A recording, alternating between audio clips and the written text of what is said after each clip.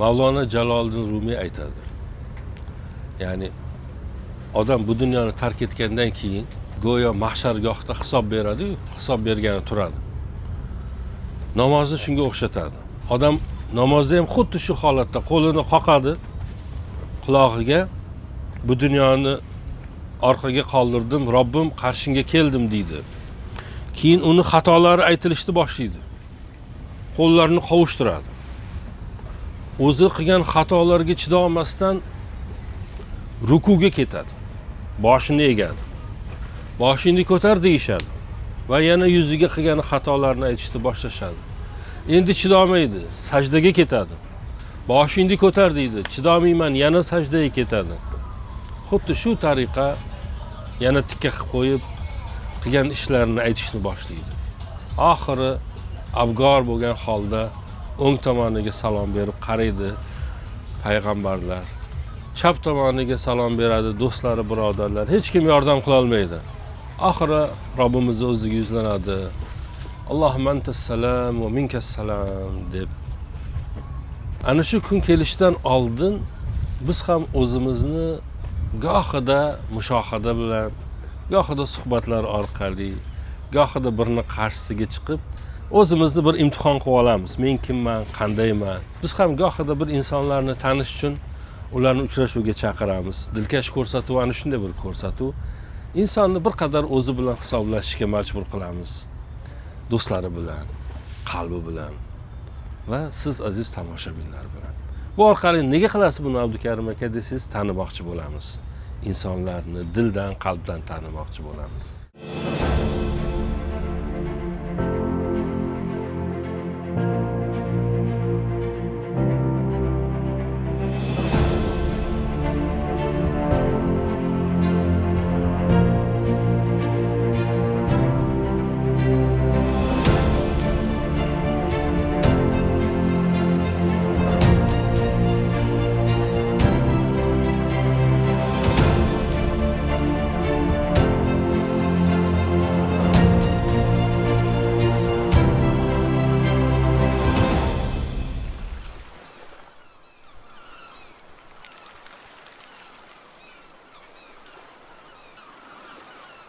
Bugun ham ana shunday bir ukamiz qarshimizda, Abdulloh Bahromov. Xush kelibsiz. Assalomu alaykum. Assalomu alaykum. Abdukarim aka, xush ko'rdik. Xushvaqt bo'ling. Sizni ko'rganimdan juda ham xursandman. Boyni ham aytdim ko'rishganimizda. Biz hali juda yosh edik, bola edik. Bizni opalarimiz, bizni akalarimiz sizni eshitardilar, o'sha aytgandek radioda tinglardilar, undan keyin Yoshlar telekanalida, undan keyin mana mediada, YouTube'da, Instagramda keyin tinglashni boshladilar. Sizni ovozingiz, intonatsiyangiz, sizni gapirish, shu insonni qalbiga olib boradigan so'zlar bu yoshlikdan bizni qulog'imizga kirgan, qalbimizga yetib borgan. Shuni xumorini qidirib yana keldim. Alloh rozi bo'lsin. Qarang, taqdir ajoyibda. Bizni dunyoni yuragida, Istanbul dunyoni yuragi deyishadi. Dunyoni yuragida, qit'alarning o'rtasida, Bosfor bo'g'ozida uchrashtirdi. Bu yerda suhbat qilyapmiz. Men sizni kuzataman internetdan. Qilayotgan ishlaringizdan xabarim bor. Ular haqida ozgina gaplashsak, bizni tomoshabinlarimiz ham sizni ozgina tanisa. Mana sizni har kim har xil tanishtiradi. Menga sizni tanishtiradiganlar ichida, sizga berilgan ta'riflarning ichida she'rni tushunadigan biri ekanligingiz meni hayratga soladi. Nimaga desiz? Biznesni o'rganish mumkin. Bilmadim, bino qurishni ham o'rganish mumkindir. Hatto yaxshi odam bo'lishni ham o'rganish mumkin. Bular hammasi odatlarni takrorlash orqali qo'lga kiritish mumkin bo'lgan narsa. Ammo she'rni tushunish, she'rni anglash bu hamma qiladigan narsa emas. Ta'riflarning ichida bu menga ko'p yoqadi. Bilmadim bu sizga qanchalik yoqadi, lekin men bu biznes dunyosi, bu ish dunyosi ichida sizni o'ziga xos ustunligingiz deb o'ylayman bu she'rni tushunish. Bunday nozik bo'lish.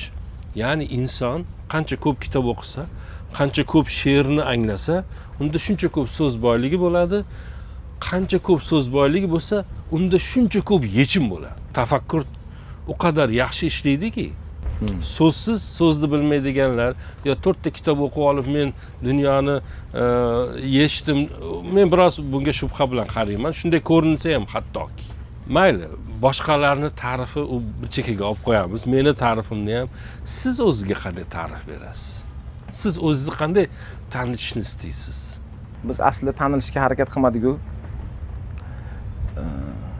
Dardimizga malham topishga harakat qildik. Yoshligimiz shunday bo'ldiki, shunday boshlandiki, esimni tanidim, hayotimiz yaxshi, go'zal edi. Otamiz bor edilar, onamiz borlar. Keyin otamiz bo'lmay qolganlardan keyin hayotimizdagi qiyinchiliklar, onamni ko'z oldimdagi qiynalayotganliklari, farzand tarbiyasi, ro'zg'or degan tashvishlar bu meni qalbimda istasam istamasam dardim paydo qildi-da, dardni. Yigit bolacha, o'g'il bola, g'urur bor, lekin uni ishlata olmaysiz. Oriz qo'ymaydi, lekin foyda olib kela olmaysiz uyga, hech narsa qo'lingizdan kelmaydi. Bu dard paydo qildi shunda. Dard shundaki, shu hayotimni onamga yaxshi hayot berishim kerak, oilamni qiyinchiliklardan olib chiqishim kerak. Hammasi meni qo'limda. Shu men bu muammolarni yechimini topishim kerak degan dard paydo bo'ldi-yu, shu dardni yechishni orqasidan quvdik. Ilm oldik, sababi bor. Yoshman hali. Ko'raman, ayam qiynalyaptilar. Qiyinda. Oylikka ishlaydilar o'qituvchilar. Bir oy agar oylik bir oyga yetkazish kerak bo'lsa, 20 kunga yetadi oylik. Qolgan shu oyda oxirgi 10 kun juda qiyin bo'lib o'tadi. Bir narsa esim keldi hozir. Ajoyib edi bizning ota-onamiz, siz tabiiy sizni onangiz ham. Va xuddi shuni hozir nega undayligini aytaman. Men ham diqqat qilardim-da, oyda oxiriga boraverib oshqozoni orib qolarmidi ularni. Ovqat kamayib qoladi-yu, tuxumlar kamayib qoladi, dasturxonda non, ne'mat kamayib qolganda, hali oylik kelmagan bo'ladi-yu. Meni hozir ishtaham yo'q, mazam yo'q, oshqozonim og'riyapti, shu tuxum ko'nglimda aynityapti degan bahonalar nega bularni oyda oxiriga kelib qolib, ishtahasi bo'g'ilib qolar ekan, xuddi shunday bo'lganda qarang. Opalarim ham katta bo'lgan ekanda o'sha vaqt siz hozir aytgan davr bor edi-ku. Opalarim katta ekanlar. Shu hamma sensorlar qiladi. Yo sen ye, yo sen ye. Yo men yeb keldim deydilar. Ishdan yeb keldim, yo qornim to'q, yo yoqmayapti, yo kerak emas. Oxir biz yeymiz ovqat. Buni men nima deyman aytaymi? Mana boy bo'lish bor, boy yashash bor. Bu ikki xil narsa. Odam rosa boy bo'lib faqirona bir hayot yashash mumkin. Faqirona deganda ma'naviy faqirlik haqida gapiryapman. To'g'ri. Odamlarda hech narsasi bo'lmay, hayoti juda boy bo'lishi mumkin. Mana shu narsa, mana shu bahonalar u ana shu boy hayotni bildiradi. Yoningizdagi odam o qadar butunki, o qadar farosatliki. Hayot sindira olmaydi. Hayot ta'sir o'tkazmaydi. Xuddi shunday. Qiyinchiliklar ta'sir qilmagan deyman-da o'sha vaqtda onamga, opalarimga. Dard paydo bo'lganki qalbimizda shu yechishimiz kerak. Bir suhbatda aytgansiz, bu dard haqida gapirar ekan. Men aytdim, bu bola dardli odamlar bor, dardlangan odamlar bor. Ikki xil narsa. Dard bu jismda bo'lishi mumkin, hatto ruhda ham bo'lishi mumkin. Har xil dardlar bor. Alloh bergan, uni shifolari, ammo dardlanish bor. Men buni aytaman, bir narsa, bir iztirobi bor va u butun hayotni u dardni ustiga qurgan. U manfaatli bo'lish dardi, birini koriga yarash dardi, bu ishonchni oqlash dardi. Bu dardlanish deyman, bu dard emas. U jismga u qadar bir yaxshi narsaki, singan joylaringizdan ko'karasiz, gullar ochib o'tadi. Ha? Chiroyli. Eng kuchsiz joylari sizni kuchli tomonlaringizga aylanib ketadi. Hayron qolasiz-da, hayotda yangi yo'llar ochiladi. Bo'yin aytganimdek, bir oylik 20 kunga yetsa, 10 kun agar qiyinchiliklar bo'lsa, shu 10 kunida o'tiribmiz onam bilan. Ayajon debman, yaxshi yashagim kelyapti, sizga yaxshi hayot bergim kelyapti. Nima qilay deb savol berdim. Qanday qilsam men yaxshi hayotga chiqaman, sizni yaxshi hayotga olib chiqaman, orzularingizni ro'yobga chiqaraman, opalarimga yaxshi hayot beraman. Nima qilay? Endi bilmayman-da, yo'lni bilmayman. Nima qilish kerakini bilmayman. Ayam qaradilar, bolam dedilar. Kitob o'qishing kerak dedilar. Qancha kitob o'qishim kerak dedim. Dunyoda qancha kitob bo'lsa, hammasini o'qishing kerak dedilar. 10 yoshli bolaman. Endi qo'limga nima kitob tushsa-gar o'qishni boshlamda. Yulduzli tunlar deysizmi? Roman. Hikoya kitoblar deysizmi? O'sha bor adabiyot deysizmi? Qaysi kitob qo'lga tushsa-gar shuni o'qishni boshladim.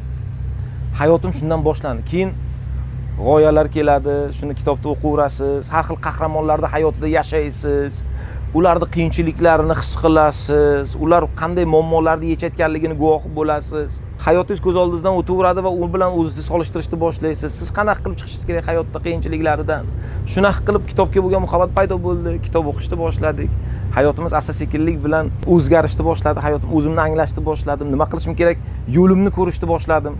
Qanaqa qilsam agar bu qiyinchiliklardan chiqa olaman, oilamni olib chiqa olaman, yaxshi hayotga chiqa olaman. Bunaqa davom etishim mumkin emas edi-da. Bu g'ururim yo'l qo'ymasdi-da. Restoranga ishga kirdim. Oddiy stolda yig'ishtiradigan podsovchik deyiladi ular. Ofitsiant ham emas. Stolda yig'ishtiradigan, musorlarni chiqaradigan ishchi bo'lib, oddiy ishchi bo'lib kirdim. Endi o'sha vaqtlar hali ham oylikka yashaymiz. Men maktab o'quvchisiman, 7-8-sinflar, 9-sinflar atrofida. Stollarda odamlardan qolgan nonlar bo'ladi, chiroyli toza nonlar bo'ladi. Shu nonlarni stol yig'ishtiraman-ku men. Shu nonlarni olaman u paketga, qora paketga yig'aman kun mobaynida. Toza nonlarda, odamlardan qolgan toza nonlar, sindirilgan nonlar. Shularni yig'amanki, uyga shu xarajat bo'lmasin nonga. Pul ishlatmasinlar onam, shu ekonom bo'lsin. Chunki oladigan oyligim juda kam, har na bo'lsin deyman, shuni yig'ib olib boraman. Shundan boshlangan. Keyin mehnatim ofitsiant bo'ldim. Endi menga endi xursandman, endi mansabim ko'tarildi meni. Voy, ofitsiant. Endi 4,5 ming oylik olaman. Podsovchik bo'lgan vaqtim, unga 3 ta non beradi. Ofitsiant bo'lganda 10 ming oylik olaman. 2 barobar ko'proq. Endi yana xursandman. Hayotimda onamdan so'raganman, "Ayjon, nima qilay o'sish uchun, yaxshi pul topishim uchun, shu mana shu ishimda o'sish uchun nima qilay? Hammadan oldinki, hammadan keyin ketishdan. Hammadan ko'proq ishla. Mehnatdan qochma. Qo'ling ko'ksingda bo'lsa, xo'p bo'ladi. Kim nima ish aytsa, xo'p bo'ladi. Shu ishni qilaman, boshliqlarga yoqaman, ularni hurmatiga sazovor bo'lganman, administrator bo'ldim. Rahbar bo'ldim, 20-25 ta ofitsiantga keyin rahbar bo'ldim, 18 yoshda bo'laman. Kitob o'qiyman shu bilan barobarda, endi faqat marketingga oid, pulni ko'paytirishga oid, qanaqa qilsam boy bo'laman, shu kitoblarni o'qiyman. Shu kitoblarda yozilgan boylikni birinchi ko'rinishi pulni yig'ishda degan. Endi pulni yig'ishim kerak. Administratorlikdan oladigan oyligimni boricha yig'aman u. Yo'lkiragan pul sarflamayman, uyga pishkon borib kelaman. Piyoda borib kelaman uyga. Yig'ilgan pullarga biznes qilishim kerak. Biror bir biznes boshlashim kerak. O'yladim. Birinchi biznesim shu parkda muzqaymoq biznesi bo'ldi. Muzqaymoq sotishdi. Yo'lga qo'ydik. Muzqaymoq apparatini oldik. Mashincha oldik, pulga mashinchalar, bolalarni aylantirib yuradigan mashinchalar. Popkorn apparati oldim. Uni qarzga olganman. 2-3 ta narsa, 2-3 ming dollar qarz bo'lganman. Yordam bergan bir akamiz olganman. Endi shu orada ish ketyapti, 1 oy, 2 oylik ish ketyapti-yu, shu orada bizning rahbarimizni, shu restoranning xo'jayini uyida yong'in chiqdi. Uyi yondi va men o'sha ko'z oldimda bo'layotgan voqea, shu uyga bordim, ko'ryapman, hamma chop yurt boynak odam, rahbar odam, restoranning boshlig'i o'sha kuyinayotganliklari, siqilayotganliklarini ko'ryapman-da. Men o'sha nima his qilayotganliklarini tushunmayapman. Menga qorong'ida men ko'ryapman, ko'z oldimda yong'in bo'lyapti, uy yonyapti, lekin o'sha chopyaptilar, o'sha nima his qilayotganlarini bilmayapman. Endi restoran nimaga qaytamiz? Biznesimga qaytamiz. Har kuni ertalab men ishchilarni, bolalarni olaman, yigitlarni, qizlarni olaman. 3-4 kishi ishlaydi. Smes degan narsa bor. Shu marojnda smes ishlatiladi, shu suyuqlik. Shuni o'zim borib joyidan sotib olaman, smesni olib kelib ularni qo'yib ishga, u smesni qoldirib ketishim kerak. O'zim restoranda ishlayman hali ham. Ishchilar qo'yganman bu yerga. Bir kun ertalab kelyapman, ikkita smesni ko'tarib, konteyner bolalar bilan yosh yigitchalar birga kelyapmiz. Apparatlar bo'ladi-ku, marojna apparatlarni biz kafega kirgizib ketamiz. Kechqurun o'g'irlamasligi uchun, teginmasligi uchun birov kafechamiz bor, yonida o'sha kafega kirgizib ketamiz. Shu kelaman, shu kafeda xuddi remont ketayotganday. Tomi yo'q kafeni. Bir kechada.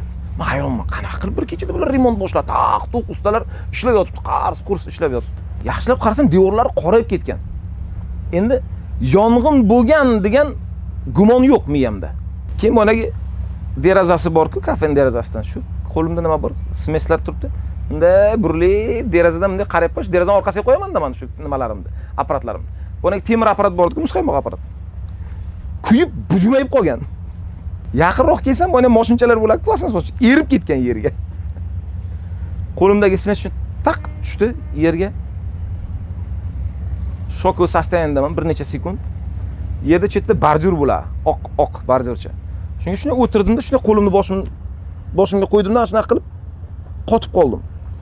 Ya'ni ichimda bo'shliq. Nima qilaman? Bu tushunmi deyapman yoki? Tush ko'ryapmanmi men? Bu nima degani? Ana shu momentda boshlig'im his qilgan narsani his qildim ichimda. Savolim bor edi-ku. Nima his qilyapti? So'ragan edim-ku Xudodan. U odam nima his qilyapti u odam? So'ragan edim-ku. Ko'p o'tmasdan his qildirdi-da Xudoyim. Shu his qilyapman, qo'limni boshimga qo'yganman, his qilyapman. Shu bo'ldi, tushundim, 1 soat o'tdi oradan. Uyga bordim, smesni qaytarib ko'tarib. Uyga kelsam, ayam hali ishga ketmaganlar, chunki soat 7 da chiqib ketganman men. 8 da qaytib kelyapman uyga. Hali ishga ketmaganlar. Ha, o'g'lim nima kelding? Yaxshimisan? Ha, yaxshiman ajon. Yonib ketdi-da dedim. Nima? Hamma narsam. Yig'lab yubordim-ki ayamni ko'rganimda. Qanaqadir shu ushlab turgan narsam ayamni ko'rganimdan keyin bolaligim esimga tushib ketdi-da. U vaqtgacha men boshliq edim. O'sha narsaning rahbari, shu meni nimamda, yelkamda hamma mas'uliyat. Yaxshi edi. Shu ayamni ko'rganimdan keyin bolaligim esimga kelib ketdi-da. Navoiyni hamsasida bitta hikoya bor. Qo'li kesilgan odamlar haqida. Bir odam qo'lini kesishadi, dod solib yig'laydi deb o'ylasa, qo'lini shunday oladi-da, yig'lamay indamay chiqib ketadi.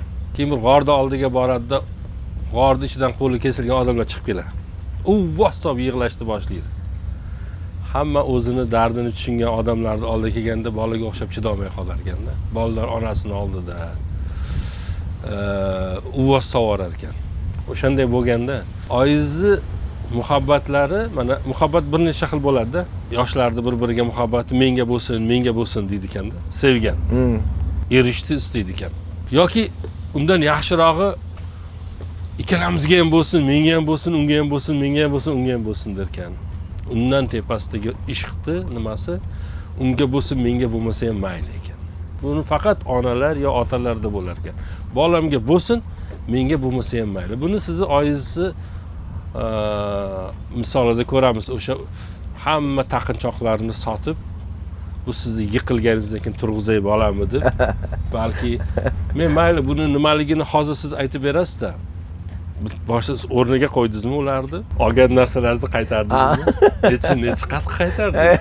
Ortiq bilan Allohimga bersin. Alhamdulillah. Endi u hikoyani ham aytib bering, bu qanday bo'ldi?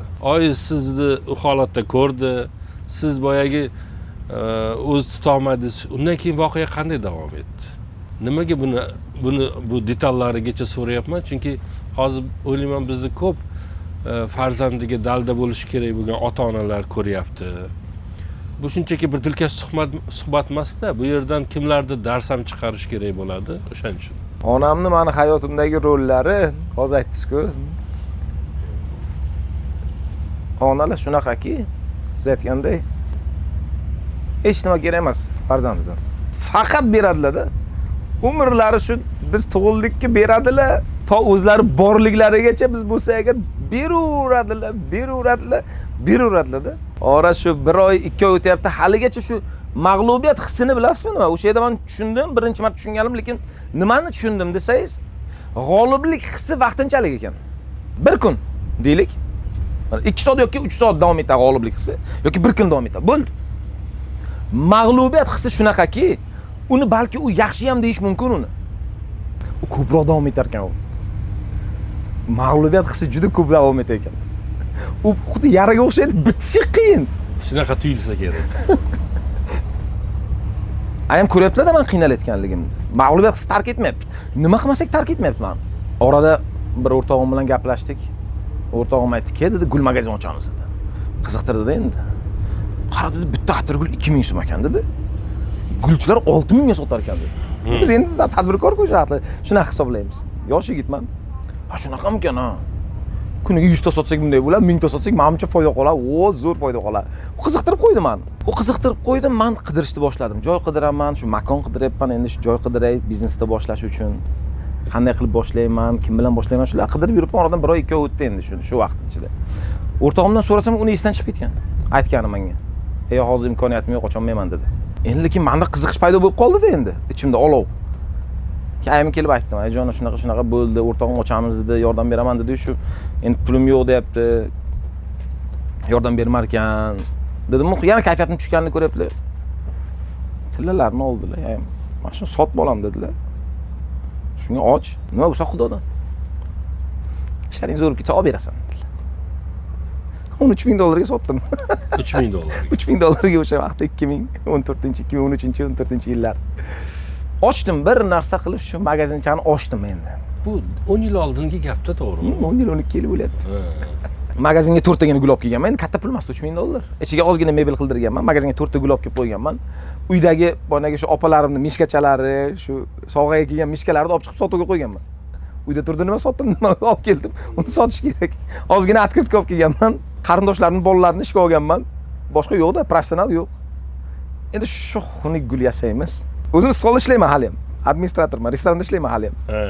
Endi shu xunuk gul yasaymizki, endi xudoning ishini qarang, nasiba mana shu rizqda shu. Sotib oladi odamlar. Hayron qolaman. Qanaqa qilib bu gulni sotib olish mumkin deyman, lekin sotib oladi-da. Sotib oladi, lekin mana bunday. Ba'zida foyda yo'q. Men istiqboldan ishlagan oyligimni olib kelaman, ishchilarga, xodimlarga beraman. 2 yil o'tdi oradan. 2 yil. Hech qanaqa foyda yo'q.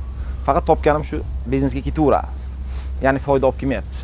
O'sha vaqtda men treninglarga boraman, biznes treninglarga, kitob o'qiyman, o'zimni ustimda ishlayman.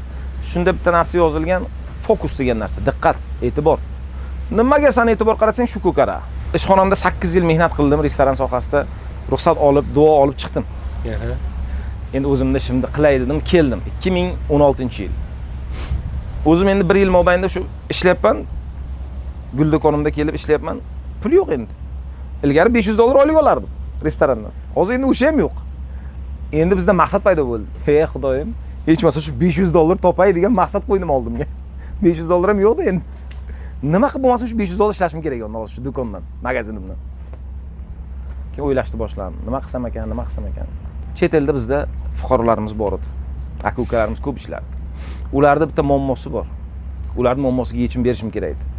Buni ham kitobdan olganmiz, ilmlarni. Instagram endi ochilgan paytlar hali 2016-yil. Kiraman Instagramga, ko'raman kim qani chet elda rasmga tushgan.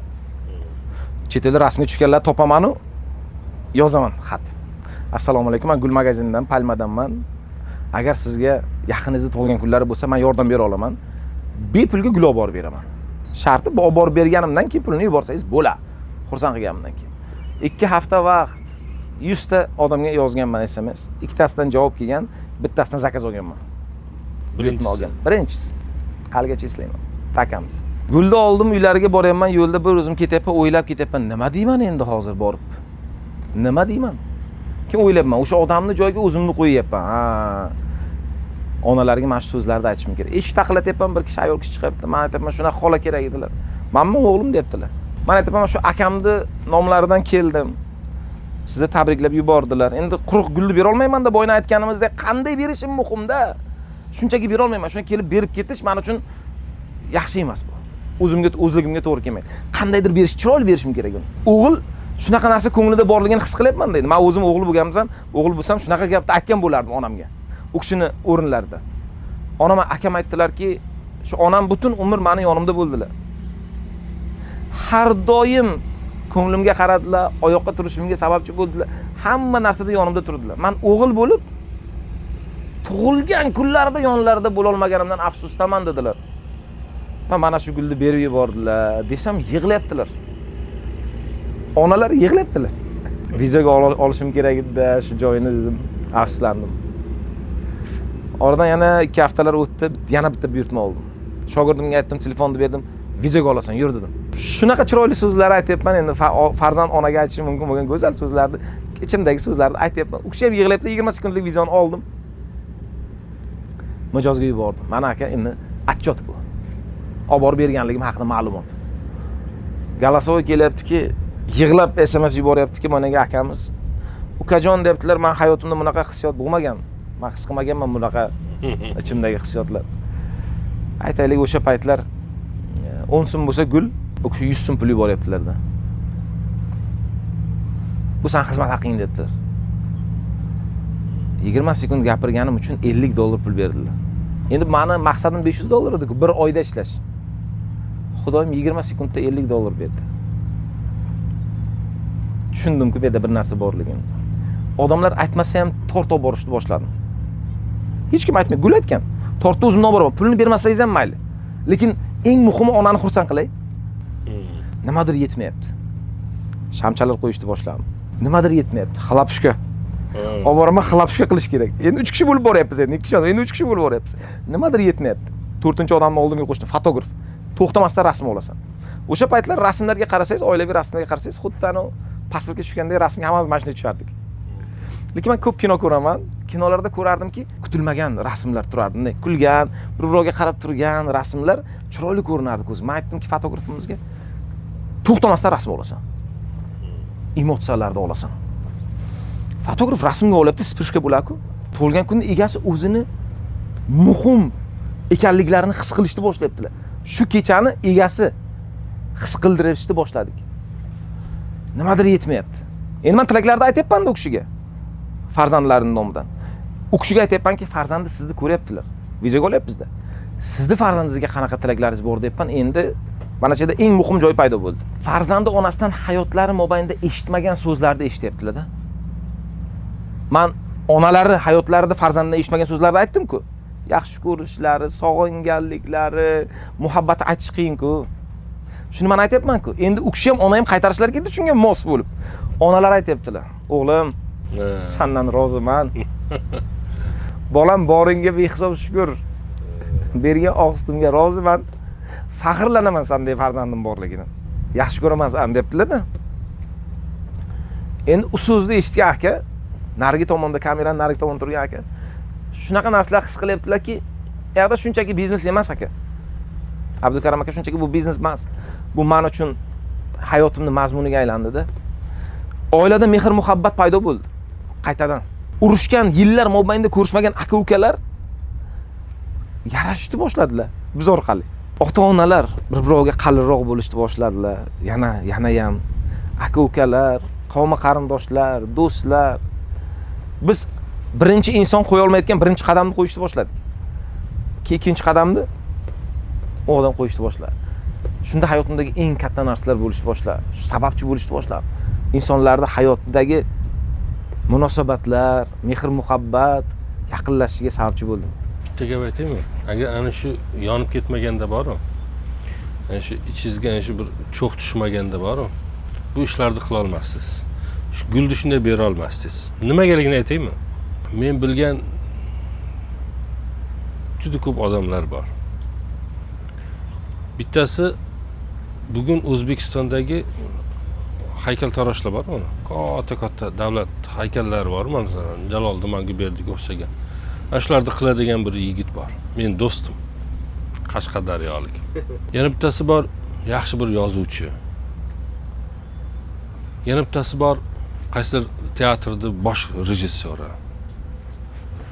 Ismlarini aytmayapman, bular hammasi bor. Ular hammasi Paxtakor stadionida gazli suv sotardi Bulchka bilan, bilasizmi? Ana shular bugun hammasi kamida hammasi medal olgan odamlar.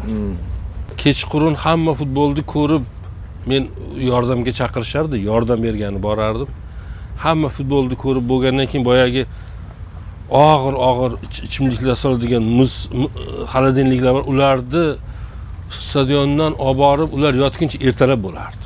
Ishoning, u juda bir qiyin hayot edi. Ana shular bugun hammasi bir buyuk insonlar bo'ldi. Buyuk o'zini sohasining eng yetakchilari, u o'rtasida ham bir joyda emas. O'shaning uchun lider bo'lish uchun, bir oldinga otilish uchun, mana raketa uchishi uchun bir yonadi-da, tushunyapsizmi?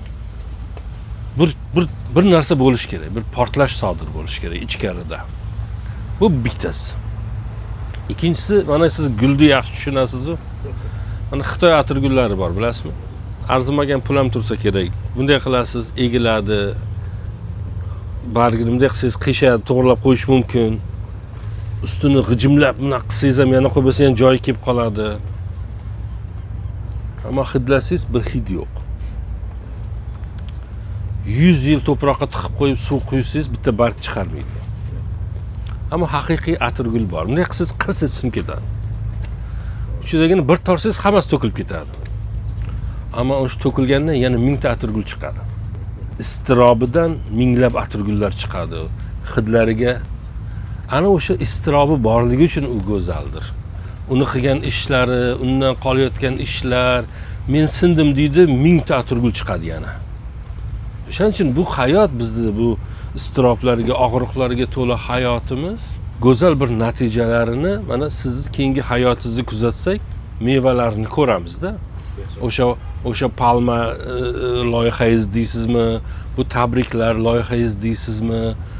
Bilmadim, bir kuni eshigingiz taqillaydi, masjid qurishni boshlaysiz. Mana hozir aytib berish so'rayman, qani undan oldin bitta so'ramoqchi bo'lgan narsam bor. Masalan, o'sha yong'inni iztiroblaridan bittasi yoki sizni kichkinaligingizda ko'rganingiz og'riqlardan bittasi siz kam ta'minlangan yoki imkoniyati yetarsiz bo'lganlarni to'ylarini qildingiz, ularni oilali qildingiz, yoshlarni, bu qanday bo'ldi? Buni nega qildingiz? Shuni natijasida qildingiz. Siz aytasiz bitta joyda, men intervyularingizni bir nechtasini ko'rdim, men savdo qilishni bilmayman deysiz. Bilasizmi, bu u qadar go'zal savdo qilyapsiz, ammo siz bu dunyoda qilmayapsiz savdoni. Odamlar bilan qilmayapsiz-da. Meni sizga yoqishday bir dardim yo'q. Meni yoqmoqchi bo'lganim Robbim. Unga hisob berish uchun qilyapman degan narsani ko'rdim. Inshaalloh shundaydir deb o'ylayman. Nega qilasiz bu ishlarni? Va ularni men boya aytgandek juda go'zal bir ko'rinishda qilyapsiz. Juda o'rnak bo'ladigan, ibrat oladigan. Mana shu loyihalar qanday paydo bo'ldi sizda? Mashina sotib olishingiz mumkinmidi shu pulga? Ha, zo'rini olishingiz mumkindi, bugun olishyapti. Ammo jamiyatimizda men bir gap aytaman. Agar mahallada mashina qo'yishga joy bo'lmasa-yu va yana u mahallada birini uyida yeydigan noni bo'lmasa, muammo davlatda emas, muammo u odamlarda. Uncha mashina qo'yadigan joy yo'q ya u mahallada. Yana u mahallada qanday bir ochiq odam bo'lishi mumkin va yana buning uchun qanday davlat aybdori bo'lishi mumkin? Masalanda, qanday qildingiz bu? Qanday bu loyiha qanday tug'ildi o'sha odamlarni, yoshlarni, oilasini nimasida bir yo'lni boshida paydo bo'lish? Bular haqida gapirib bering. Yana yoshligimga qaytaman aka. Yosh paytim onam chet elga ishlashga ketdilar. Majburliklardan. Va biz har qaysidir qarindoshlarimizga turishga majburmiz, chunki uyimiz yo'qda. O'zimiz yana yolg'izmiz. Hali bu qarindoshimnikida, hali bu qarindoshimniki, hali bu qarindoshimnikida yashaymiz. Va o'sha vaqtda hammanikida qiyinchilik bo'lganda, bitta biznikida hammanikida yo'qchilik, qiyinchilik bo'lgan va ovqat qilinardi. Ovqat o'lchab berilardi. Mana shu ovqat, yarim kosa ovqat, shu sana ovqating va ikkita non. Bo'ldi. Bundan ortiq so'rolmaysan. Shunga qanoat qil. Va menda shu nima paydo bo'lardiki, ichimda qachon o'zim istagancha ovqat yeylar ekanman deyardim. O'zim istaganimcha. Yarim kosaga to'ymayman-da, bir kosa menga kerak. Lekin ayta olmayman. Meni haqqim yo'q edi aytishga. Boriga shukr qilishim kerak. Shunda atrofga qarayman, menga o'xshaganlar ko'p-da. Hozir ham bordir balki. Keyin pul topdim endi. Endi mana katta bo'ldim, endi pul topdim. U davr ortda qoldi. O'sha davrim ortda qoldi. Bir kuni Dubayga bordim, o'rtog'imning tug'ilgan kuniga. 30 yoshligini nishonlayapti. Endi shunaqa san'atkorlar keldi. Shunaqa shoular bo'lyapti. Yopiq вечеринка deydi-ku, закрытая вечеринка bo'lyapti. Shunaqa chiroyli, shunaqa zo'r. Endi havas qildim-da men. Men o'zim o'sha vaqtda 29 yoshdaman. Ulardan 1 yosh maydaman. Men aytdim, agar men ham 30 yoshimda shunaqa nishonlayman deb havas qildim-da, endi dunyoning havasi keladi-da. Uyga qaytdim. Oradan 6 oydan keyin men tug'ilgan kunim bo'lishi kerak. Yigitlar to'pladim, jamoamni to'pladim, da'vat etdim. Shunaqa bir tug'ilgan kun qilaylik dedim. Hamma havas kelsin dedim. Hammani menga havas kelsin, shunaqa zo'r tug'ilgan, Samarqandda eng zo'r tug'ilgan kun bo'lsin dedim. Hammang gulab kelasan. O'tirib planni qildik. Hisobini chiqardik. Falon pul ketar ekan. Buni qilish uchun. 3 oy qoldi endi tug'ilgan kunimga. Bir kun ovqat yeb o'tiribman, o'sha vaqtlar, o'sha och qolgan vaqtlarim, to'yib ovqat yemagan vaqtlarim esimga keldi. Sen kecha kim o'ding, bugun kim bo'lding deb o'zimga aytdim. Qanaqa maqsadlaring bor edi yoshligingda, endi nima qilyapsan? Shu tug'ilgan kunni qilsang agar o'sha kuni xursand bo'lasan, undan keyin o'zingdan rozi bo'lasanmi yo yo'qmi? Sen qilishing kerak bo'lgan ishlar bor-ku. Sen nimalar deganding? Agar boy bo'lsam, agar yordam beraman deganding. Qani o'sha va'dalar deb o'zim bilan gaplashyapman endi. Keyin shunday ishxonaga keldim, yigitlarni yig'dimda planni o'zgartiramiz dedim.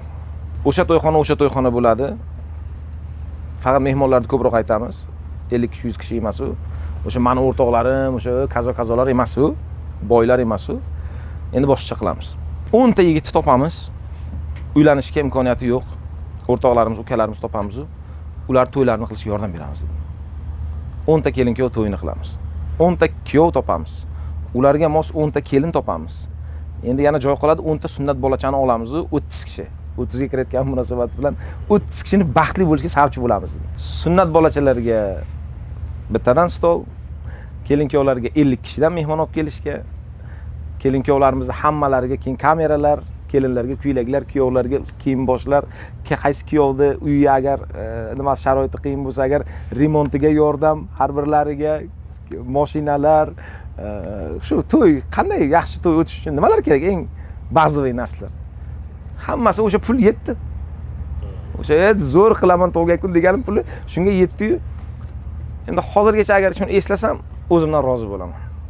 Vijdonimni oldida xuddi bir yaxshi his qilaman o'zimni. Yaxshi. Hozir bir narsaga diqqat qildim-da.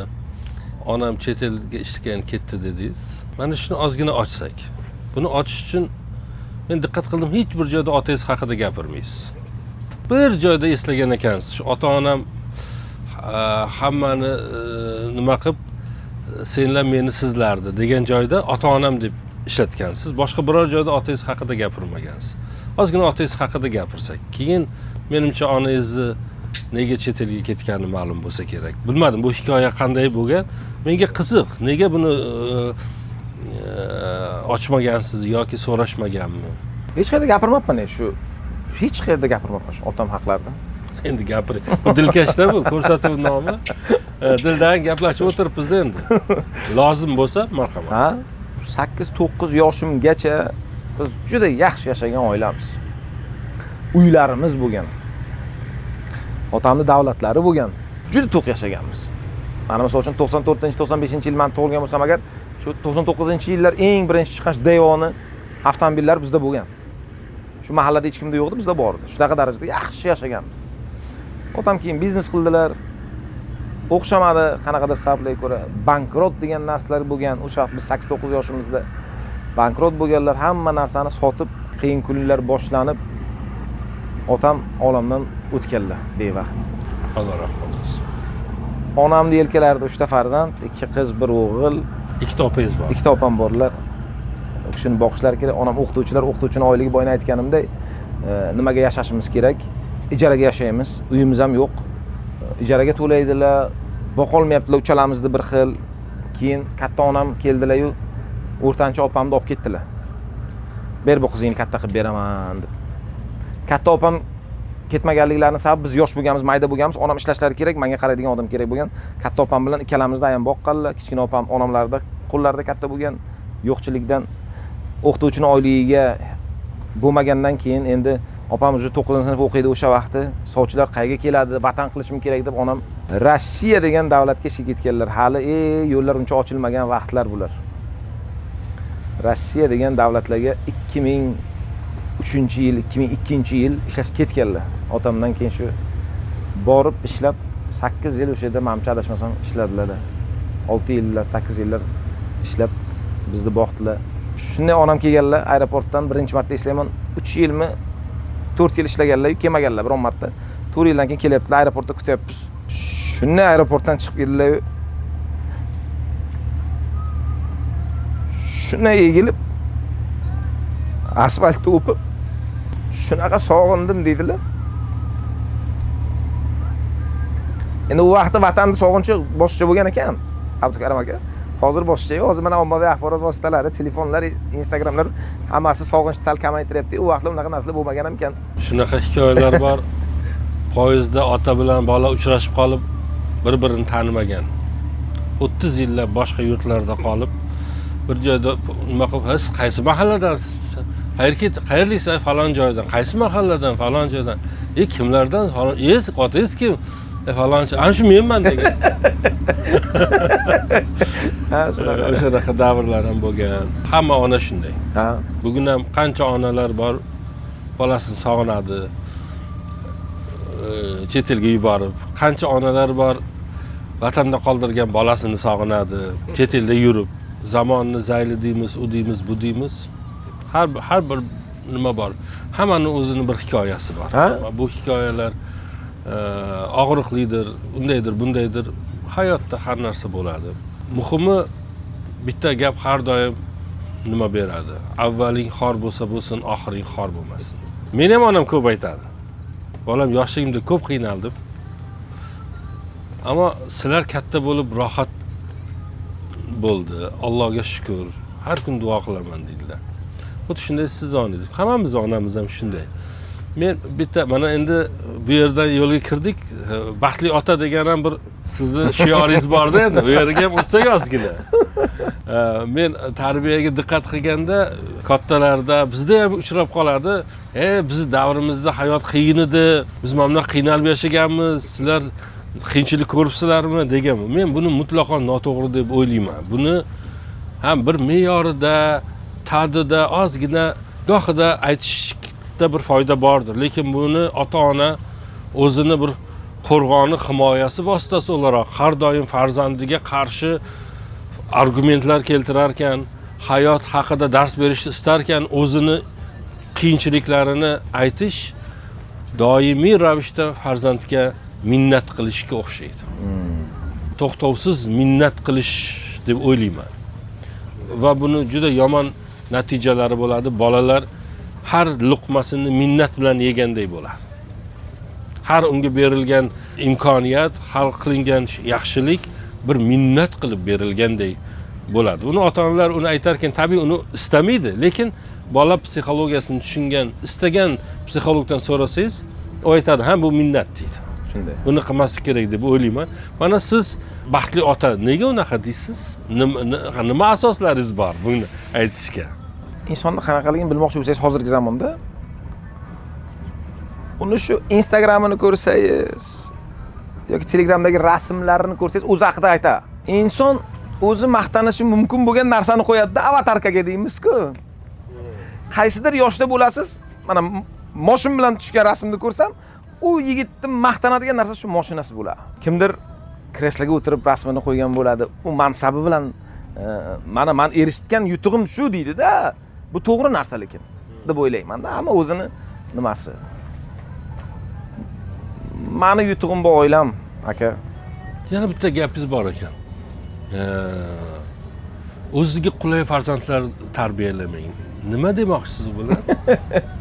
Bizda aytganimizni qilgan farzand zo'r farzand deymizda.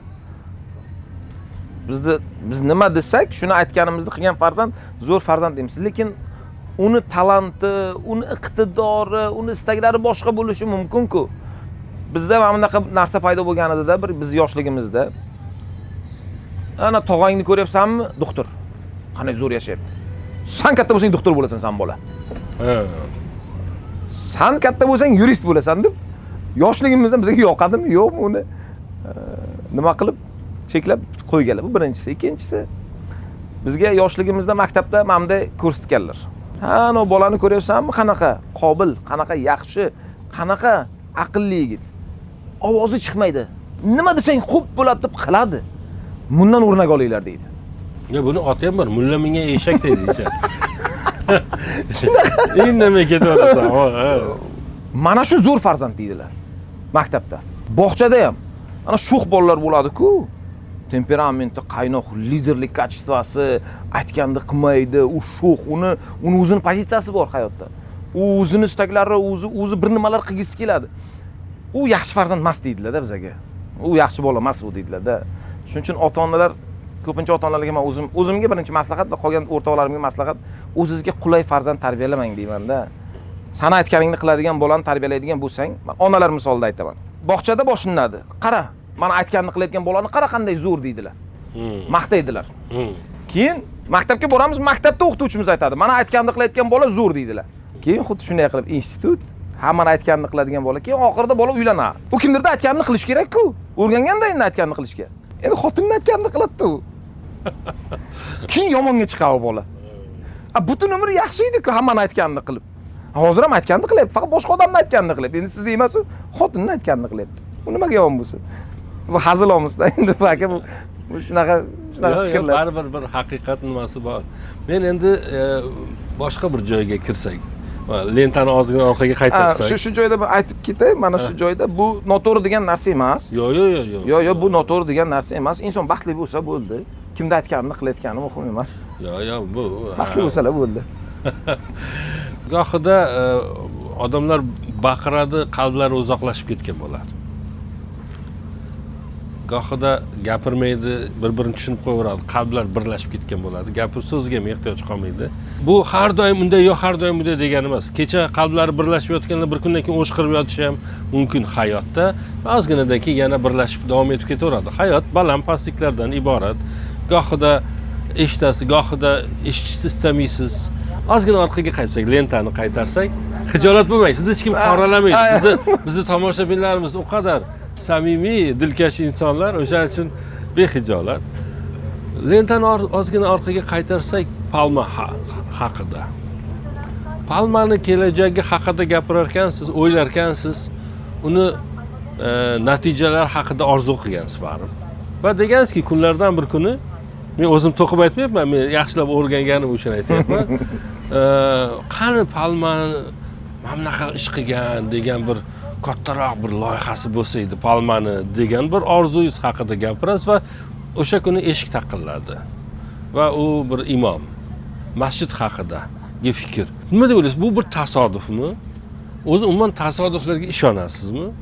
Bu qanday bo'ldi? Mana shular haqida bir gapirib bersangiz. Mana bugun Abdulloh 6000 kishi, 6000 kishiga mo'ljallangan masjid qurilishida ishtirok etyapsiz, jonbozlik qilyapsiz. Bu qanday bo'lyapti? Buni boshidan tushuntiring. Bu hikoya qanday boshlandi? Palmada ishlayapmiz, mehnat qilyapmiz, pul topyapmiz. Bu faqat pul hamma ham topa oladi-da, aka. Gado ham pul ishlaydi, tadbirkor ham pul ishlaydi, poshsho ham pul ishlaydi. Hamma pul topa oladi-da. Pul topish qiyin emas, uni ishlatish juda qiyin. Ayniqsa agar ko'proq pul topayotgan bo'lsangiz, uni javobgarligi juda og'ir. Agar uni hozir o'ylamasangiz, keyin kech bo'ladi. Noto'g'ri sarflab qo'ysangiz, qo'rqaman aka. Hammamiz qo'rqamiz. To'g'ri ishlatishim kerak. Mehnat qilyapman, mana pul topyapmiz, yaratganga behisob shukr. Shu bir ish qilsak-ku, bizdan keyin ham odamlar ko'rib, mana shu yigitlar qilganda malades, baraka topsin, otasiga rahmat, onasiga rahmat deydigan bir binolar bo'lsa, ha, deb niyat qilib yurgan vaqtlarim. Qurilishga kiraman deb yurgan vaqtlarim. Bir binoni sotib oldim aka, shahar markazidan. Bu vaqt ham bir o'rtog'imiz bilan sherikchilik qilamiz, dom quramiz deyapmiz. Dom quramiz deyapmiz, binoni sotib oldik, hujjatlarini qilyapmiz. Oxiriga kelib matematikasini qarasak, biz istagan matematika yo'q deyapti. Tadbirkor istagan matematika yo'q. Faqat vaqt yo'qotish bor. Bo'ladi-ku shunaqa proyektlar. Hali boshlaganimiz yo'q lekin. Binoni shturish qoldirdimmi? Yo'q, to'xta, buni boshlamaymiz dedim. Pulimiz cho'ntagimizga qoldi. Lekin niyat bor shunaqa shunday bir bino bo'lsinki, odamlarga foydasi tegadi. Shu vaqtlar shunaqa narsani o'ylab yuribman. Sartaroshxonadan qaytyapman, qo'ng'iroq bo'ldi. Bir kishi kelganlar. Shu Ayariq degan tumandan bizni ona vatanimiz yaqin. Tinchlikmi? Ha? Bir masjidda imomi ekanlar, Hasan Qora aka. Sizni so'rab kelibdilar. Endi hayronman, nimaga kelganlar? Bir tanishga kelganlarmi? Endi xayolimdan o'tyapti, yaxshi gumondaman. Lekin yo'lda, mana shu yo'lda qaytayotganda Xudoyimga so'rayapman, endi shunaqa bir bino bo'lsa deb so'rab, xayolimdan o'tyapti shu narsalar. Shunday do'konga kiryapman, Qora aka, salomlashyapmiz, o'tiryapmiz. Kelganlarning maqsadini aytdilar, shunaqa masjid boshlaganmiz. To'xtab qoldi. Yordaming kerak. Yig'lab yubordim aka. Endi quraman degan binoyim bor edi-ku. Shuni qurmaganman, puli turibdi-da. Bu yerda bu odam kelib o'tiribdilar. Kelmaslaridan oldin Xudoyimga so'ragandimki, shu bir binoni odamlar bir foydalanadigan, chiroyli, go'zal bo'lsinki, otasiga rahmat deydigan bo'lsin desam, bu kishi shunaqa deb turibdilar-da. Yig'lab yubordim. U kishi hayronlar. Nimaga yig'layapti bu yigit? Bo'ldi, ertaga boraman dedim. Ertasi kuni bordik, bel bog'ladik. Qo'limizdan kelgancha yordam berishni boshladik. Hozirgacha Xudoyimga behisob shukr, asta-sekinlik bilan ketyapti. Aytishim kerakki, bu oson ish emas ekan. Bir kishi qila oladigan ish emas ekan. Tabiiy. Alloh azza va jalla o'zini hukmronligini bir qismini bandalariga berar ekanda. Mulkidan bir qismini, hukmronligidan va uni qo'liga gohida mulk, gohida odamlarni tobe qilib qo'yar ekan. Va erta bir kuni uni hisobini ham so'rar ekan. Seni qo'lingda buncha odamni qaratib qo'ydim. Qanchalik halol bo'lding? Qancha O'shaning uchun rahbarlarga juda qiyin ekanda. Ular Alloh o'zining hukmronligini bir qismini ularga bergan, uni qullarining ustida hukm beradigan bir qilib qo'ygan. U qullaridan so'raydi, uni och qolganidan xabaring bormidi? Og'rib qolganidan xabaring bormidi? Sizda ham shunga o'xshagan bir gapingiz bor ekan. Bu boylar xudoni kassirlari degan. Eshikni ochish payti kelganda, kassani ochish payti kelganda o'sha payt. Shunaqa. Ochasizda, ana shu ochishga payti kelgan. Buni anglagan bor, buni anglamagan bor. Nimaga ishlarim bunday bo'ldi deb bilmaymizda biz. Bu mana shu mana qo'lni duoga ochtirgan ham Alloh deymiz, shuni anglattirgan ham Allohda. Bir masalan bomdodga turmayotgan bo'lsa, juda xafa bo'lish kerak-da. Alloh, "Nega meni bomdodga turg'izmayapsan? Yomon ko'rib qoldingmi meni?" deganday. Allohim, nega meni o'zingni yo'lingda bir xizmatkor qilib qo'ymading? Bir xayr ishlaydigan qilib qo'ymading deb odam tashlanish kerak bo'lgan masalalarda buni. Loyiha qanaqa darajaga yetib keldi hozir? Biz borganimizda podval qismi bitgan va qotib qolgan edi. Fundament qismi deylik, podval qismi. O'zi 3 qavatdan iborat. Uni qurdik. Allohga behisob shukr, akalarimiz, do'stlarimiz hamma yordamda tomlarini yopdik. Ko'pchilik mana yordam berdi. Gumbazlarni qo'ydik. Shunaqa chiroyli, shunaqa go'zal bo'lgan. Maza qilasiz. Shu borib, har zamonda borib, bir oyda bir marta borib, shunday tomosha qilsam agar shunaqa chiroyli, shunaqa go'zal bo'lgan, o'zim maza qilaman, energiya olaman. Ustlarini yopganmiz, Xudoga behisob shukr. Ichkaridagi ishlar ketyapti. Shu konditsionerga simlari deydi, chopli pol deydi, svetlar uchun simlar deydi. Bularni hammasini o'tkazdik. Behisob shukr, endi qishgacha shu ustlarini yopib, atroflarini yopib olsak, qishga endi borib ichkarilarini asta-sekin remontlarini qilaveramiz. Keyin qorakaga aytaman, Hasan qoraka, aka shoshmaylik deyman. Alloh muvaffaq qilsin. Shoshmaylik deyman. Ba'zida endi 100 so'mlik xarajat keladi.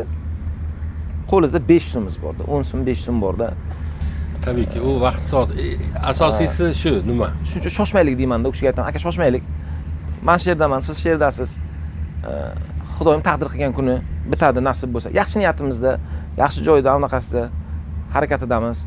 Xudo xolisa bitkazadi. Ha, bo'ldi, shoshmaymiz deb qo'yadilar. Qora akam harakatdalar, umrlari uzoq bo'lsin. Alloh qalbingizga ko'ra bersin. Alloh qalbimizga ko'ra beradi. Boya qurilish haqida gapirdingiz. Mana bugun qayerdan yo'lga chiqdingiz? Marojna quyishdan yo'lga chiqdim. Keyin o'zingizga hech yoqmaydigan gullar tayyorlash, keyin u gullarni kimlargadir olib borib hadya qilish. Undan keyin bilmadim, yana bu baxtni ko'proq odamga yetkazish uchun bu 30 yoshingizda 30 ta odamni baxtli qilish, ularni uyli joyli to'yni o'tkazish, undan keyin mana yana yo'lga chiqib mana masjid qurilishi yoki orada umra ziyoratlar, bular haqida ham gapirib bering. Uni o'sha qolib ketmasin. Qanaqa bo'ldi? Umraga qancha odam yubordingiz siz? Uni hikoyasi qanaqa edi? Bu aziz tomoshabinlar, buni siz Abdullohni reklamasi bo'layapti ekanda deb o'ylab qolishingiz kerak emas.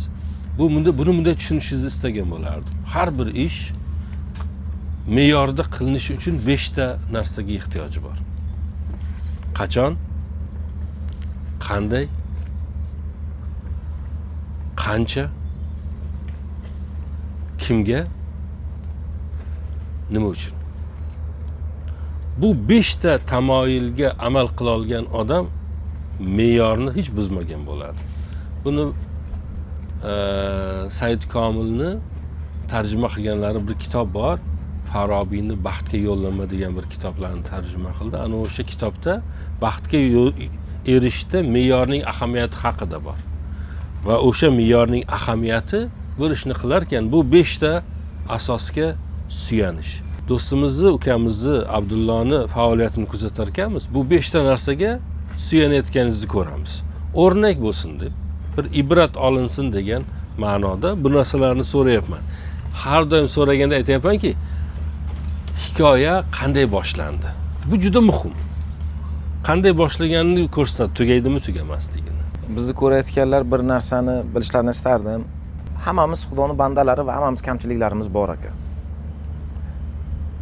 Va men o'zimdan nimani xulosa qilaman desa agar, vaqti-vaqtida o'zimni savol javob qilamanki, to'g'rilashga harakat qilaman-da. Bu nima degani? Men ideal insonman degani emas. Hozir men aytgan mehnatlaringiz, qilgan narsalarim bular tahsinga loyiq bo'lmasligi ham mumkin. Chunki kamchiliklarim ham bor, o'ziga yarasha, meni nimam bor, hamma qatori. Men ham Xudoning bandasi va kamchiliklar, lekin harakat qilamanki bir nimalarni to'g'riroq qilishga. Shuni faqatgina aytmoqchiman xolos. Mayli, biroz tortinayotgan bo'lishingiz mumkin. Odam har doim ham qilgan ishlarini mazza qilib aytavera olmaydi. Lekin bu boyagi o'ziz aytgan tamoyilga, ya'ni boylar Allohning kasrlari ochadi kerak bo'lgan joy degan tamoyilingizga o'zingiz amal qilayotganingizni ko'rsatadigan bir ko'rinib turgan bir omil. Bu boshqalarga ham o'rnak bo'lsin. Albatta. Qo'li yetsa yordam bersin, ammo uni kibr bilan emas. Uni insoniylik bilan, go'zallik bilan qilsin. Ma'nosi uchun buni eslayapmiz. Tamom. Mana hozir yangi loyihalaringiz, ya'ni men aytyapsiz, endi men shunchaki uy qura olmayman deyapsiz. Qarasak, hech bir ishni shunchaki qila olmadingiz aslida. Hammasiga o'zingizdan bir qism qo'shdingiz. Gulni berishingiz mumkin edi, she'r qo'shdingiz. Shunchaki she'r aytish mumkin edi, yana yoniga bir narsa qo'shdingiz. Har doim bir narsa qo'shib kelyapsiz. Endi deyapsizki, men uyni shunchaki qura olmayman. Mana bugun yangi loyihani boshladingiz, bu haqida ham aytib bering. Boshqacha uy quraman. Shunchaki qura olmayman. Bu qanday? Bu nima? Buni qanday tushunamiz? Endi hozir faqatgina shunchaki uy olish, shunchaki bitta uyda yashash yetarli emas-da hozirgi davrga. Shunday joy bo'lishi kerakki, insonlar yerda yashashlari kerak emas, baxtli bo'lishlari kerak ekan. Biz ozginagina davr shunday bo'lib qoldiki, hayotimiz shunaqa bo'lib qoldiki, biz odamlarning baxtliligini emas, omadliligini o'lchab qoldik, hammani. Kim baxtli degan savolni bermayapmiz. Bu odam baxtlimi degan savolni bermaymiz. Bu odam qanchalik omadli degan savolni beramiz. Omad deganda nimani tushunamiz desangiz, qancha davlati bor buni? Qanaqa uyda yashaydi? Bir oyga qancha pul topadi o'zi? 5000 topami, 10000 dollar topami? Deb shundan o'lchov birligimiz shunaqa bo'lib qoldi bizda. Lekin aslida omadli bo'lishga emas, baxtli bo'lishga harakat qilishimiz kerak degan nimani oldinroq surmoqchiman. Va baxtli bo'lishimiz uchun aslida 5 ta narsa kerak ekan. O'g'il bola timsolida aytaman. Itoatli yor. Yaxshi ulov.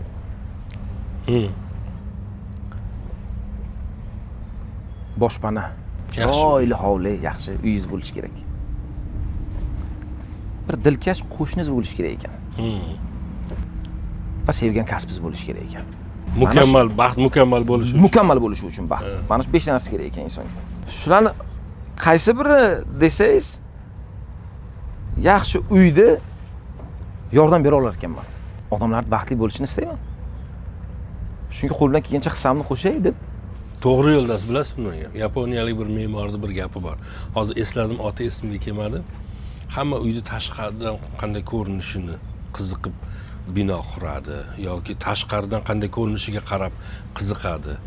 Men bir me'mor olarak uni ichkaridan qanday qurish men uchun juda qiziq. U ichkarida nima borligi meni juda qiziqtiradi. Tashqaridan hammanikiga o'xshashi mumkin, ammo uni ichida nima bor, men bunga diqqat qilaman. Siz ham nimangiz bunga yaqin ekan. Ya'ni ichkarida baxtli hayot. Insonlar faqatgina chiroyli uyda yoki shu boshpana bo'lsa bo'ldi emas. Endi imkoniyatlarga to'la, yaxshi yashashlari uchun joylar, sharoitlar, farzandlari o'zlarini yaxshi his qilishlari, baxtli his qilishlari, kelajakda o'zlarini topishlari uchun kerakli bo'lgan imkoniyatlarga to'la bo'lgan maskan qurish. Bitta dom emas, kompleks. Hozir boshladingizmi? Bu loyiha boshlandi. Qayerda boshlandi? Hozir ma'lumot. Bu Samarqand shahrida, Samarqand tumanida Ray Center degan joy bor. O'sha yerda 6 gektar hududda qamrab olgan joy bor. Shu joyda Xudo xohlasa nasib bo'lsa boshlayapmiz. Hozircha juda ko'p tanishlarim so'rayapti, olaman, sotib olaman, nima, ozcha shoshganimiz emas, biz sotmoqchi emasmiz. Birovni puliga qurish niyatimiz ham yo'q. Biz isbotlamoqchimizki, sizni pulingiz o'zida tursin, biz mana quraylik, boshlaylik. Bir narsani ko'rsataylik sizga. Ma'qul bo'lsa olasiz. Ma'qul bo'lsa olasiz, ha. Mana asta-sekinlik bilan ko'p insonlarning ishonchiga ham putur yetdi bu borada. Ko'p ishlar bo'ldi. Mayli buni gapirib o'tiramiz, lekin shu gapingizga ham rahmat aslida. Shuning uchun nima, ularning xavotirlarini oldindan yo'qqa chiqarmoqchiman. Pullaringiz kerak emas do'stlar. Mana o'zimiz mana quraylik. Pullarimiz sizga ma'qul bo'lsa, lozim desangiz keyin birinchi ko'ring, birinchi ko'ring. bu bolalar, bu yigitlar o'zini puliga qura oladi, kuchi yetadi, imkoniyatlari yetadi, Xudoga shukr. Ko'ring, ishonsangiz olasiz degan nimadamizda, yo'ldamiz. Alloh bu loyihada ham muvaffaq qilsin. Amin, ilohim. Bundan ham men o'ylayman, bu kelajakda bir holding qilasiz shekilli. Nasib bo'lsa. Boyagi bir planlarimiz katta. Alloh muvaffaq qilsin. Qancha rivojlansangiz shuncha. Bir mo'minni, bir yaxshi musulmonni kuchli bo'lgani shuncha yaxshi. Ya'ni nimaga desiz, kambag'al odam amal taqal qilib o'zini saqlab yuradi. Yo'qsul odam juda qiynaladi o'zini saqlashga, qadriyatlarini saqlab turishga. Boy odam istasa albatta Allohga ham o'zinikini saqlaydi, ham boshqani saqlaydi, ham o'ziga, ham boshqalarga foydasi. O'shaning uchun insonni tabiiy qalbdagi o'lchovlari, qadriyatlari muhim, ammo o'sha asosiy tarozilar joyiga qo'ygan odamni qo'li ko'p joyga yetishi juda muhim. Bizni bunday insonlarga har doim ehtiyojimiz bor va tabassum bilan qarshilashimiz kerak bunday nimalarni. O'shaning uchun turklar bir gapni yaxshi ko'radi. Alloh bermaydigan narsasini orzu qildirmaydi deydi. O'shaning uchun go'zal natijalarga erishishingizga tilakdoshman. Rahmat. Endi boya sizni prinsiplaringiz haqida gaplashdik. Men o'qib chiqdimda, hozir ham mana shuni bittasini olib qo'ysa yigit nima qilarkin dedim. Ichidan, masalan, moliya, e'tiqod, din masala, salomatlik, bilim, jamiyatga foyda, oila, dam olish, sevimli kasb tutasiz. Shuni ichidan bittasini olib tashlang desam, qaysini olib tashlaysiz? Ola olmayman. Dam olishni Ola olmayman. Chunki mana shu yillar mobaynida baxtni formulasini qidirdim. Bir ustozga bordim. Ustoz aytdilarki, baxtli bo'lish uchun pul kerak dedilar. Ko'p pul kerak dedilar. Pul topish uchun moliyaviy bilim senga kerak dedilar. Moliyaviy bilimni men o'rgataman, ke dedilar. Bir ustozga bordim, baxtli bo'lish bu salomatlikda dedilar. Salomat bo'lishing uchun men senga o'rgataman, ke sport bilan shug'ullanamiz dedilar. Bir ustozga bordim, baxt bu qalb xotirjamligida, ke men senga o'rgataman dedilar. Va har bitta ustoz o'zini yo'nalishini maqtadi va men oxir oqibat bu mozaikani to'pla olmadim, qiynaldim. Nimada o'zi? Pul topsam-u, sog'lig'im bo'lmasa. Sog'lig'im joyida bo'lsa-yu, lekin bolalarim och bo'lsa. Qalbimda xotirjamlik bo'lsa-yu, lekin orzu havasdagidek ba'zida yasha olmasam. Ya'ni qiynaldim, buni topishga qidirdim. Va men bir 8 ta narsa bir-biriga juda yaqin bo'lgan narsalarni, bir-birisiz bo'lmaydigan narsalarni o'zim uchun anglab yetdim. Bu aytilgan shu 8 ta yo'nalish. Inson nima qilish kerak? Faqatgina agar moliyaviy bilim oladigan bo'lsangiz, qolganlari qolib ketadi. Men bu 8 ta narsani men shunday krug sifatida aylantiraman. Belgilab, o'rtada tochka sizsiz, o'rtada nuqta sizsiz. O'zingizni belgilang deyman. Moliyaviy jihatdan necha ballga o'zingizni belgilaysiz? 1dan 10 gacha. Aytaylik, boysiz. 8 belgilang. Hop. Oila. Oilangiz qanchalik to'liq, to'kis, qanchalik vaqt ajratasiz, uni belgilang. 3. Chunki kamroq vaqt ajratadi-da, ish ko'p bo'lgandan keyin odamda. Sog'liq uchun qancha vaqt ajratasiz? Sportga, sog'lom bo'lishimiz uchun sport bilan shug'ullanishimiz kerak. Sportga qancha vaqt ajratasiz? 2. Kamroq. Hammasini belgilab chiqasiz, endi birlashtiring deyman. Uni birlashtiradilar. Endi bu sizda hayot aravangizni g'ildiragi. Xo'p, u g'ildirak yuradimi, qimirlaydimi? Ha, albatta qimirlaydi. Hammani g'ildiragi qimirlaydi. Kimdirda g'ildiragi 3 burchak bo'lishi mumkin, kimdirdagi 4 burchak bo'lishi mumkin. Hammaniki har xil. Kimdirdagi yulduzcha shaklda chiqar g'ildiragi. Hammasi qimirlaydi. Faqat farqi shundaki, qancha g'ildirak aylana shaklda bo'lsa, doira shaklda bo'lsa, shuncha oson qimirlaydi. 4 burchak shaklda bo'lgani ham yuradi, qimirlaydi. Faqat uni qiyinchilik bilan tortishingizga to'g'ri keladi. Meni nimam qanaqa yo'nalishim? Sani g'ildiraging katta bo'lmasin. Sen boy bo'lib ketma 8 ballik. 2 darajadagi puling bo'lsin. Lekin o'sha sog'lig'ing shunga yarasha, oilaga ajratgan vaqting shunga yarasha. Hammasi balansda bo'lsin. Maydagina bo'lsin g'ildiraging. Juda mayda bo'lsin g'ildiraging. Shoshilma. Boy bo'lishga shoshilma. Sog'lig'im zo'r bo'lsin deb figuram chiqib ketib, kachok bo'lib ketay deyishga shoshilma. Balki sen kachok bo'lishing mumkin-u, Lekin oilangga vaqt ajrata olmay qolsang agar, keyin ro'zg'orda tashvishing bo'lishi mumkin. Bular bir-birini balansdan chiqaradi. Shuning uchun maydaroq balon g'ildirak hosil qil, keyin uni birgalashib kattartirasan deyman. Mani o'zimni hayot formulam juda ham ajoyib. omadga erishish. Mana shunday o'zingizni eskizlaringizda bu o'zingizni O'zimni shaxsiy nimalar, masalan, rassomlar bilasizmi? Kun bo'yi oq qog'ozga bir qalam oladi, istirohat bog'larida, avtobuslarda, bekatlarda turar ekan, to'xtovsiz atrofidagi odamlarni shu shaklini bir harakatda chiqarishga urinaveradi. Qo'lni o'rganib ketadi oxiri. Qayerda qalamni qattiqroq bosish kerak, qayerda yumshoq o'tkazib yuborish kerak. Bir chiziqda bir qarshidagi odamni deyarli o'xshatib qo'yishadi. Turishini, anatomiyasini boshqa. Siz ham yasharkansiz, o'zingiz uchun shunday chizmalar chizgansizda, uni xulosalari. U rassomlar o chizmalarni oxirida yoyatda, keyin bir asar yaratganda u yerdagi chizgan narsalardan, etyudlardan foydalanadi. Siz ham bugun bir hayotingiz va kelgan to'xtamlaringiz haqida gapirar ekansiz, tabiiyki o'zingizning etyudlaringizdan foydalanasiz. Bu juda ham yaxshi. Endi men sizni boyagi bolalarni oldiga qaytarmoqchiman. Hamma narsasi yonib ketgan va burchakda bunday qilib boshini changallab o'tirgan bolani oldiga qaytishingizni istayman va bugun tabii u holatdan o'tib ketdingiz. Hammasi joyida, alhamdulillah. Ammo lekin bugun hayotda xuddi shunday o'tirgan bolalar bor. Shularga nima deyishni istardingiz? Agar hozir ukalarimiz shunaqa qiyin ahvolda bo'lsa, qaysidirlari nimaki bizni o'ldirmasa, bizni kuchli qilar ekan. Hayot tugagani emas. Qanaqangiki qiyinchiliklar kelmasin boshingizga, hayot tugagani emas. Hayot biz oxirgi nafasimizni olganimizda tugaydi. Ungacha biz kurashishimiz kerak.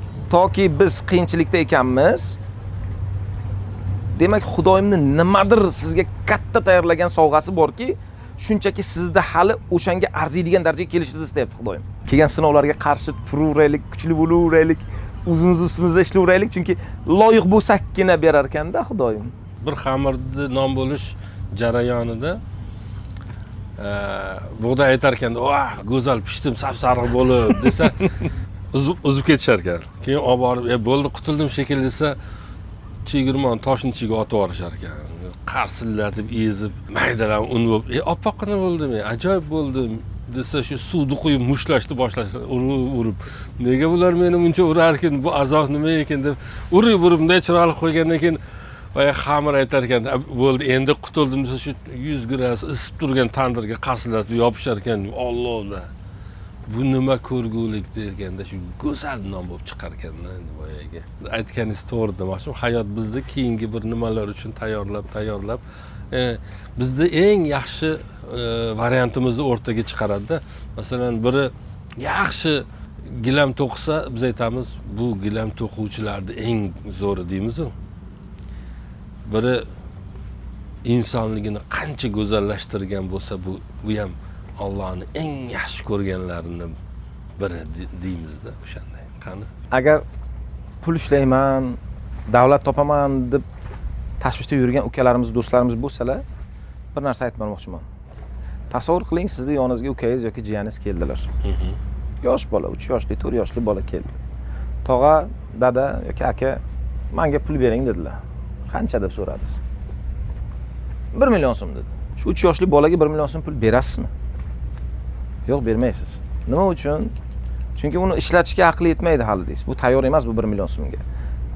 Men 50 ming so'm deb berishingiz mumkin. Men 20 ming so'm deb berasiz, o'ziga yarashasini berasiz. Agar siz ham hozir Xudoyimdan qaysidir darajadagi pullarni so'rayotgan bo'lsangiz va u pullarga hali erishmagan bo'lsangiz, hayotingizda qanaqadir qiyinchiliklar bo'layotgan bo'lsangiz agar, bu deganiki siz u pulni hech qachon ola olmaysiz degani emas.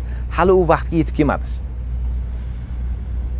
Shunga loyiq bo'lsak, Xudo xohlasa biz shu sinovlardan o'tsak, shu qiyinchiliklardan pishsak, beradi Xudoyim. Aqlimizga kelgan bo'lgan pullar beradi. Abdulla, sizga ajoyib suhbat uchun rahmat. Avvalambor Istanbulga xush kelibsiz. Yana kutamiz. Katta rahmat sizga. Samarqandga borsam albatta siz qilayotgan loyihalarni ko'rgan boraman. Nasib bo'lsa, Xudo xohlasa taklif qilaman hali. Inshaalloh. Xudo xohlasa. Inshaalloh. Dilkash ko'rsatuvning maqsadi shu. Qahramonlarni tanitish. Rahmat sizga. Millatga o'zini qahramonlarini tanitish.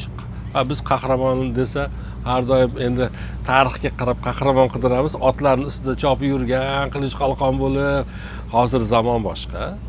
Bugungi qahramonni shakli, shamoyili, surati ham boshqa. U qilayotgan ishlar ham mutlaqo boshqa ishlar. Biz u qahramonlarni hech tanimasligimiz ham mumkin. U hech bizni ko'zimizga ko'rinmasligi ham mumkin. Boya aytganimizdek, u tashqi ko'rinishdan unchalik jozibador bo'lmaslik, jazb qiluvchi ham, ko'zga lip etib brilliantdek tashlanmaslik, ammo u eng to'g'ri hayotni yashayotgan biri bo'lishi ham mumkin. Sizni ishlaringizga muvaffaqiyat tilayman. Alloh qalbingizda nima ezgu niyatlaringiz bo'lsa, amalga oshishiga o'zi yor bo'lsin, yordamchi bo'lsin.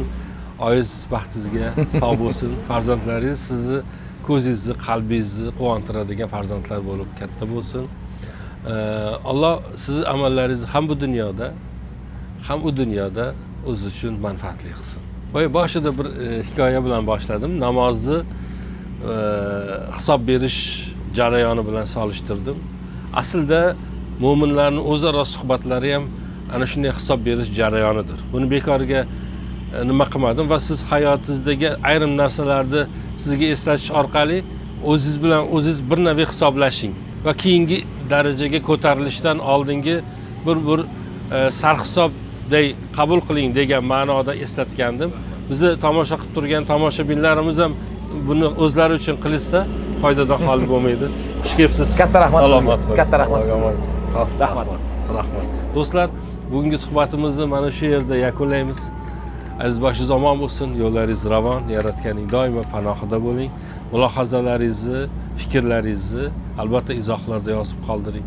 Agar muhim savollar bo'lsa, u yerda biz yana Abdullohdan u savollarga javobni istaymiz. Hozir YouTube'da shunaqa bir nima bor. Ovozli javob yuborsangiz, biz u yerga yuklashimiz mumkin. Rahmat. Odamlarning savoliga siz o'zingiz javob berasiz. Sizga bu uncha qiyin bo'lmaydi. Tabriklar qismidan bor. Shunaqa rahmat. Sog' bo'ling. Katta rahmat. Rahmat.